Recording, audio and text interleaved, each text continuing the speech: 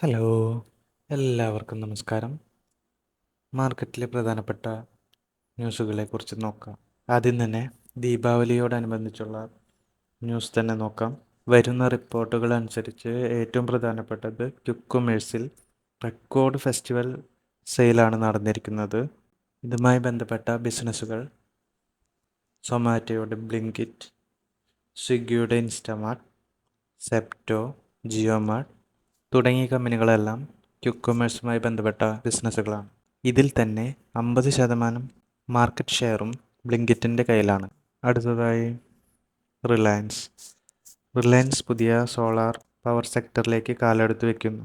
2027 first half financial ഇയറോട് കൂടിയാണ് Reliance solar power plan ചെയ്യുന്നത്.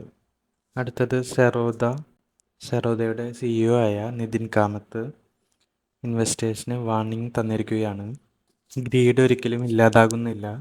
ഇപ്പോൾ മാർക്കറ്റ് ബബിളാണ് നടക്കുന്നത്. 1929 മാർക്കറ്റ് ക്രാഷിനെ കുറിച്ച് പഠിക്കാനാണ് അദ്ദേഹം പറയുന്നത്. നവംബർ 1 മുന്നേ ട്രേഡ് ഡീൽ ഫൈനലൈസ് ആയില്ലെങ്കിൽ ചൈനയുടെ മേൽ 155% താരിഫ് ചുമത്തുമെന്ന് ട്രംപ് ചൈനയ്ക്ക് വാർണിംഗ് നൽകി. അടുത്തത് ഗോൾഡിനെ കുറിച്ചാണ്. ഗോൾഡ് വെസ്റ്റ് ഡോളർ മാച്ചാണ് ഇപ്പോൾ നടക്കുന്നത്. റെക്കോർഡ് ഹൈ അടിച്ചതിന് ശേഷം ഇൻവെസ്റ്റേഴ്സ് ഗോൾഡ് പ്രോഫിറ്റ് ബുക്ക് ചെയ്തിരിക്കുന്നു. 2013 ശേഷമുള്ള വേഴ്സ്റ്റ് സിംഗിൾ ഡേ ക്രാഷാണ് ഇന്നത്തേത്. നാളെ വരാനിരിക്കുന്ന Q2 റിസൾട്ടുകൾ. ഹിന്ദുസ്ഥാൻ യൂണിലിവർ,